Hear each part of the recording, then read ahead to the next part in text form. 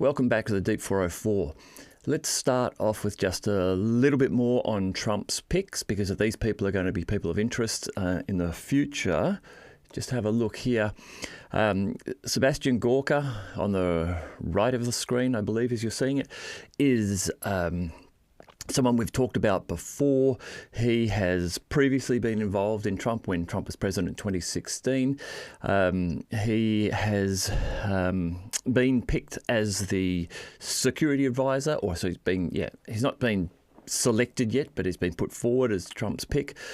So replacing Jake Sullivan in that role from the Biden administration. Interestingly, he's come out very forcibly against Russia, calling Putin a thug, and suggesting that he's an illegitimate leader of Russia, all of that sort of stuff. On the man on the left, there is retired General Keith Kellogg, who Trump has floated as his new special envoy to Russia. Interestingly, in some video footage of him in an interview just recently, he has suggested that they would want to eject Russia from the Donbass and Crimea. He suggested that Ukraine is a very committed country and committed to the fight and their independence. Interestingly, this is different to what we have been reporting upon from a number of internal Telegram channels, where internal polling is suggesting that the bulk of the country wants the conflict to end, and they're losing faith or have lost faith in the Ukrainian government. He feels, or this is General Kellogg, has suggested that Ukraine has Russia at a stalemate in this conflict. Which is, again, is a very interesting statement. And he doesn't believe that negotiations are likely and that this will be a fight till the end. So these two people who Trump has floated, Kellogg also worked previously with Trump when he was president from 2016 onwards. Both of these men seem to be putting up a very pro-American, anti-Russian stance, at least initially. What I am wanting to see is how this will stand the test of actually meeting with Putin. So, what really is Trump's policy here? Trump has said during his election season that he would end the conflict on day one. Yet to be seen how that will go. There is a policy document that has been authored by General Kellogg, where he proposes one way of ending the war by being working with two hands. One to Ukraine, saying, Ukraine, if you don't start negotiating, we will stop support and funding and weapons to you. And on the other hand, saying, Russia, if you don't agree to negotiations, we will increase the funding to Ukraine. This approach sounds to me, it's a lot like the parent telling the kids, this is how you will stop your fighting. Only the problem that I see here for President Trump, if they were to take this approach, is that one of these kids has now grown up, has moved out of home, and is no longer listening to dad. And that, of course, is Russia, where Russia has their own mind about how this conflict will end. And the US saying, oh, well, we'll give Ukraine more weapons and continue to fund them, may not be much of a concern to Russia at this stage. Kellogg's plans are vastly at odds to what President Zelensky of Ukraine has said his plan for how this conflict ends is. He has his victory plan, which would see Russia returning all captured Ukrainian land back to Ukraine, including Crimea, and Russia paying reparations to Ukraine for the damage that's been done during the conflict. Clearly, we see the difference here between Zelensky and the US and what they are thinking. Now, the US is suggesting, okay, we get you guys to talk, we get this thing to end because we'd like to get out of here. If Ukraine, if you don't do what we say, we'll strip funding. Russia, if you don't what we'll say, we'll increase funding. What does Trump really have to negotiate? Because these negotiations aren't really going to be between Ukraine and Russia. The real negotiations will be happening between the US and Russia to how this conflict ends. So what has Trump got? He could send more money to Ukraine. However, we know that the bulk of the money which is promised to Ukraine doesn't actually go to Ukraine. The bulk of it goes back into the American military industrial complex. The bulk of that money which is being allocated to Ukraine is actually going to build more weapons. Now, some of those weapons may go to Ukraine in the future, but they will first of all replenish US stockpiles, upgrade US stockpiles, and be available to support Israel in whatever conflicts it may have. So more money to Ukraine. He could possibly do that, but it's going to be tough for him to get that through Congress. There's not great public support in the US anymore for continuing to fund Ukraine with US tax dollars. A couple of years ago there was, now there's not. So maybe that's not something that he can really bargain or negotiate with. More weapons to Ukraine.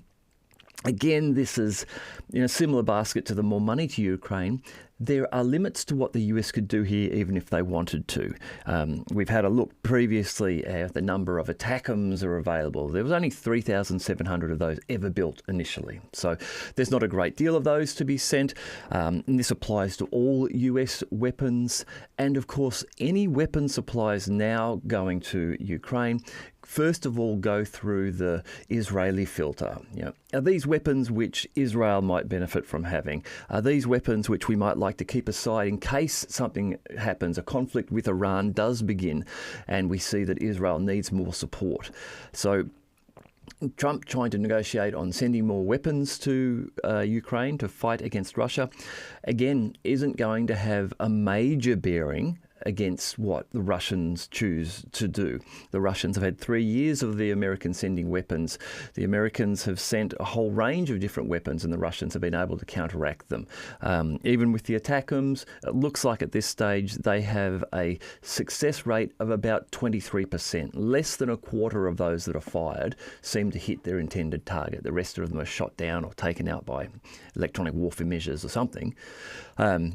That success rate is likely to decline with time as the Russian air defense systems are able to grow a better understanding of how the weapons work. More sanctions on Russia. So that's an option to put more sanctions on Russia. Again, the challenge here is that Russia has had 3 years of American sanctions. During that period of time, BRICS has grown. Russia's trade routes have shifted from where they were trading with the West to they're now trading with BRICS nations, with China, with India, Brazil, other nations. Not all the sanctions, but many of the sanctions are built with loopholes in them so that European nations can continue to buy those products from Russia. Oil is an example where oil, which is purchased by India, which then gets transported to an intermediary where it is mixed with some Saudi oil, can then be sold to Europe because it's no longer considered to be Russian oil. It just means that because of the sanctions, the Europeans are paying a 30% tariff on the oil that they are buying from Russia. So sanctions, I don't see that as being really an effective tool for Trump to negotiate on. More long-range missiles, the JASSMs could be used as a threat. Again, Russia's probably not seeing this as a terribly powerful threat, given that there are a limited number of these weapons and their confidence in their air defense systems that they will likely be able to learn how to counter them relatively quickly. Nuclear war, could Trump threaten that? I don't think so. Trump's not an idiot. Putin's not an idiot either. Neither of them want a nuclear war. I don't see that as actually being a likely way for this conflict to move ahead. I would suggest that the biggest threat of some sort of nuclear activity in this conflict would be from Ukraine, either from them actually damaging the Zaporozhye nuclear power plant with their ongoing shelling of the plant, which Russia is in control of now, or the development of a Ukrainian dirty bomb, which is either used somewhere in Russia, in the Kursk region, something like that, or is false flagged upon Ukraine by the Ukrainians themselves so as to garner Western support. As Ukraine becomes more desperate, as the US perhaps is even stepping further away from supporting them as they thrash around, I think that's probably the most likely avenue to some sort of nuclear escalation in the conflict. I think about the only thing that Trump can really offer here in terms of negotiations is to lift sanctions and stop funding Ukraine. So the talk from Gorka and Kellogg, I really think it's hollow. I think more than likely Trump is going to be able to sit down with President Putin and say, look, we'll stop funding Ukraine. We will lift these sanctions on you if you give us X, Y, and Z. And X, Y, and Z might be you give us access to the ports in Odessa and Mykolaiv, and you give back whatever ground you've got close to Kiev that you may have taken by the time we're negotiating. That sounds to me like a more realistic outcome and assessment of what Trump has got to negotiate with, the lifting of sanctions and the stopping of funding and supporting Ukraine, given the powerful commanding position that Russia holds once we get to the negotiating table. Excuse me for a moment.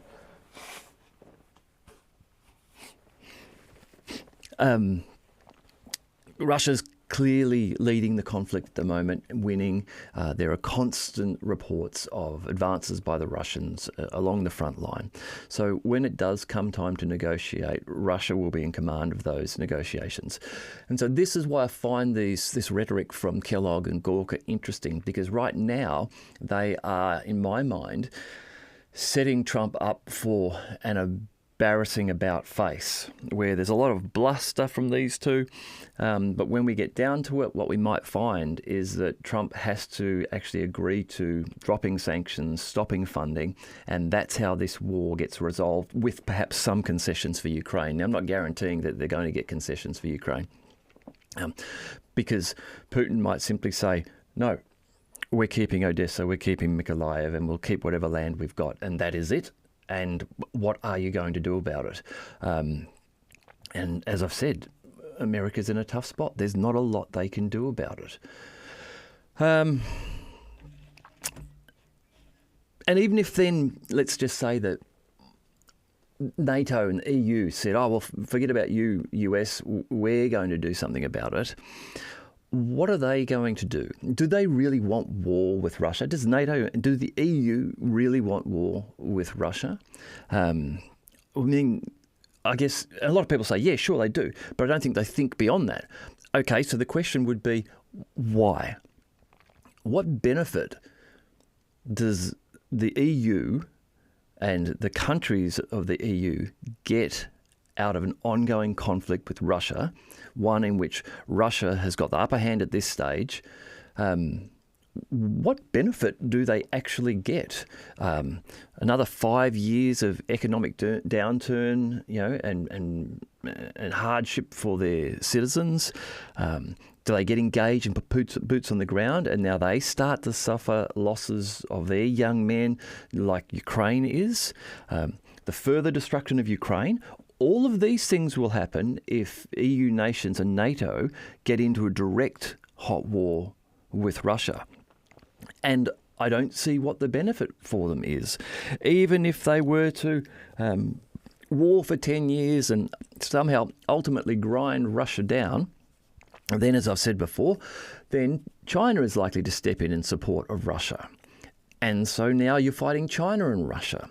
There doesn't seem to be a good end to the European nations if they choose to fight this war. So that's my question to people who say, yeah, they should do it. Yeah, we should invoke NATO Article 5, put Ukraine into NATO and let's get NATO involved. Why? What benefit do you get out of it? The benefit that I would see would be for those organisations that are manufacturing weapons. They would love it. they'll do well out of that sort of decision making. But everyone else in Europe, I just don't see the benefit for them. Flip it around and say, what if they said, you know what, we've been complete dicks about this. Russia, we want to stop. Right now, we're going to stop, and instead we're going to do everything we can to work together and trade with you. Now, there's some benefit. You know, you've just opened up Russia, another 150 million people, as trading partners again. Oh, your economy can start going in. Yes, the Americans can go and fix the Gulf Stream pipelines they blew up, and we can pump cheap gas back into Europe from Russia. So this just makes far more sense than ongoing war. Anyhow,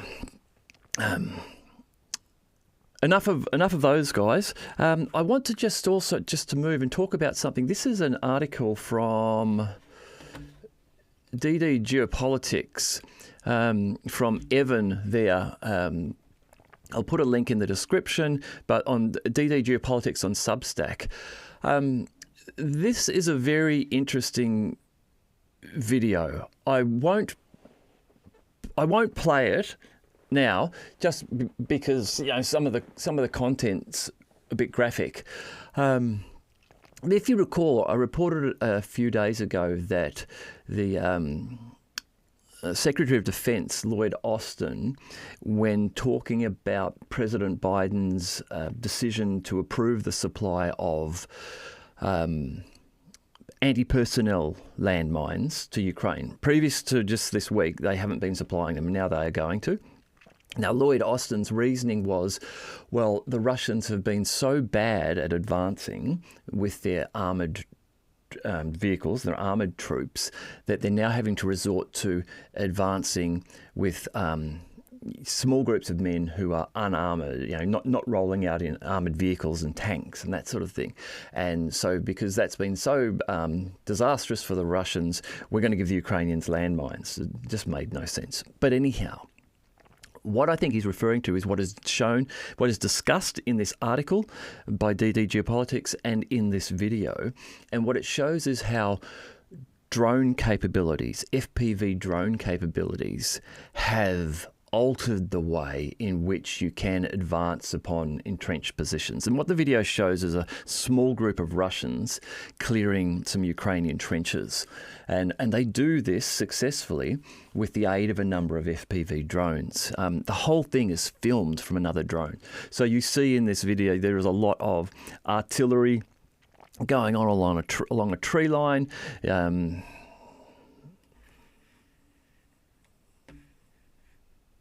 Yeah, some of this I can play. Going along a tree line, and then you see the Russian guys have moved in to the trenched area, and they are starting to clear it. And the use of drones is what now makes this a successful tactic. I will just read a little bit here. This is from the DDGeopolitics article. Recently, a video of a trench clearing operation near Orakhovo-Vasilivka in Ukraine was released. Filmed by a hovering reconnaissance drone, it is some of the clearest footage of these operations yet. Far from the mindless meat assaults as portrayed by the media, Russian tactics have become sophisticated and very lethal after 2 years of war in Ukraine. In the video, we see the soldiers of a detached sabotage and reconnaissance group called Vostok V storming a Ukrainian position in a small forest. The DSHRG is a concept without a direct equivalent in NATO service. These are groups of lightly armed troops without armour support who travel in front of the main body of Russian forces. Unlike true special forces, they do not carry out raids deep in the enemy rear. Rather, they stay near the front lines and serve almost as a modern equivalent of ancient outriders, scouting, harassing and sabotaging the enemy while reporting back their strength and disposition to their comrades. While these forces are not ideal for trench storming duty, recent advancements in firepower have greatly increased their lethality. The advent and widespread proliferation of drones has not only greatly increased the firepower of these light units, but has also allowed them to shorten what is known as the kill chain. So I'll just stop that there. So, yeah, and again, I've talked many times about the evolution of drone warfare in this conflict. And here's a good video and an article about how an example of how that has changed tactics, and changed the tactics enough that we have the US Secretary of Defense making up confused reasoning as to why America is now going to hand over anti-personnel mines to Ukraine. And it's because of this tactical change. Now, instead of now trying to stop armoured vehicles and giving anti-tank mines to stop them taking over entrenched positions and fortifications, they're now wanting anti-personnel mines so they can stop groups of 3 or 4 who are supported by a whole pack of FPV drones in a trench clearing operation.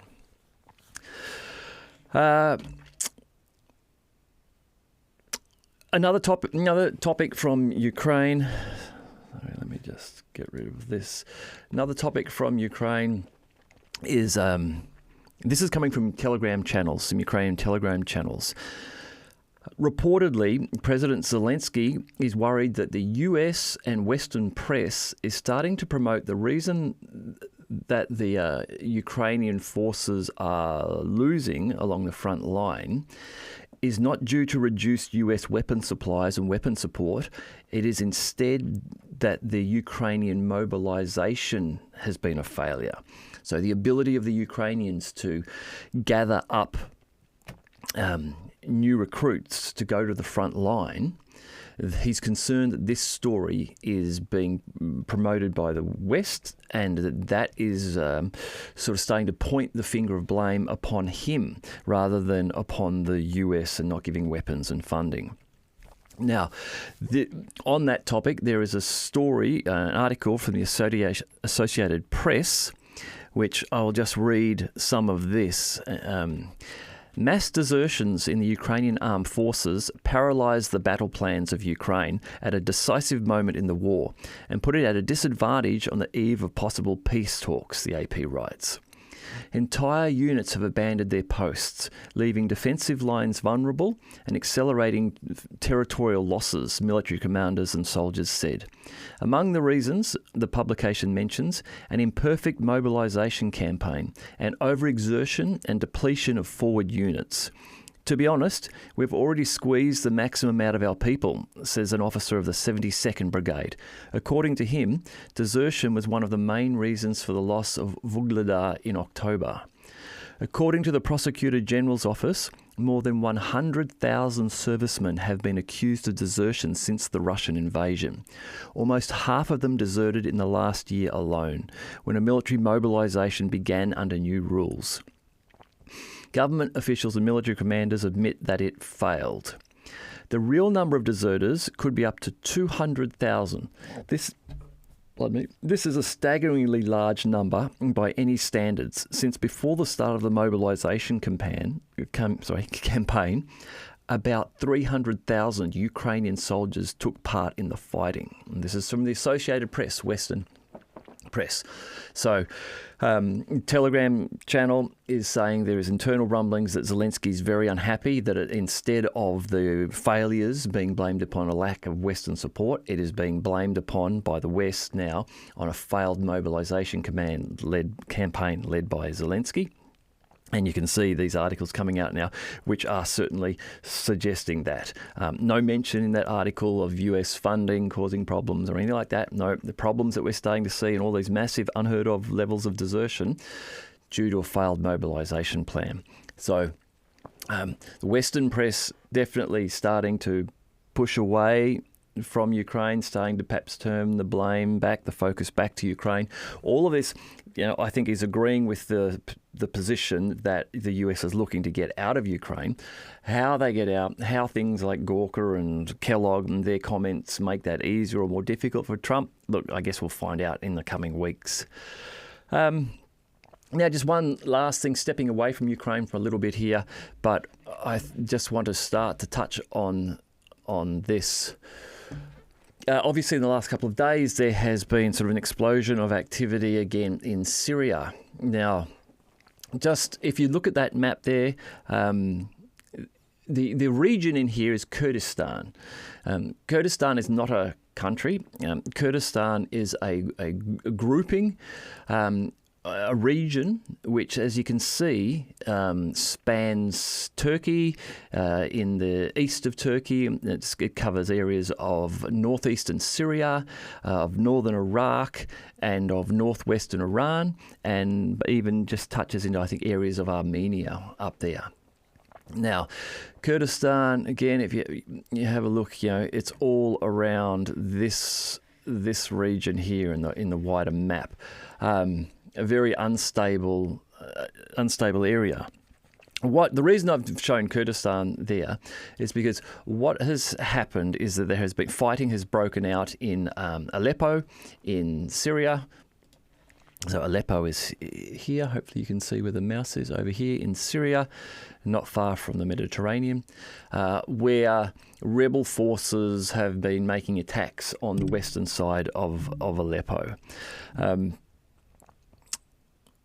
There are some reports I'm seeing on X today and coming through from Telegram suggesting that the Syrian Arab army, so the army under Bashar al-Assad, are reasserting control in the western areas of Aleppo, and are starting to push those rebel groups out.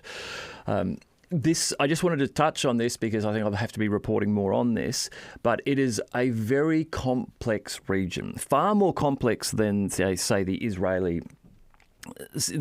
situation. Where over there, look, parts of the Ottoman Syria became the mandatory Palestine, and then it became modern Israel, and lots of the native inhabitants were expelled. People will tell you it's very, very complex, but it's not that complex. What is going on around Syria, Turkey, Iraq, Iran, Armenia, and with Kurdistan laid on top of that, makes this a very complex layer or matrix of activity. So it will take a little bit of time, I think, in a few episodes to pull out some information here for perhaps most of us who haven't followed the situation in Syria closely during the civil war for the last 10 or 11 years. It's going to take a little bit of time just to break down who is who and what is going on there. But I think I'll start to do a bit of that as this goes on. What it is worthwhile knowing is that the West and the US are supporting the sides attempting to overthrow Bashar al-Assad, the president of Syria, and Russian forces are in there in support of Syria. So in a very simplified black and white take on it, as a grounding, a starting point, you just need to be aware that Western forces are in opposition to the Syrian leadership. Russian forces are in support of the Syrian leadership. Turkey, as always, confuses the situation in that it is always involved in complex relations with the nations around it. But that's going on too. I think I'll leave that there for today. I am hoping that in the next day or so that I'll get to do another sort of collab show with AMK Mapping. And if we do, I'm going to ask him a little bit about Syria because I think he's got a better handle on what's going on there because I've been watching him. If you're not following him, follow him on X because he does some great reporting there. All right, I'll talk to you again soon.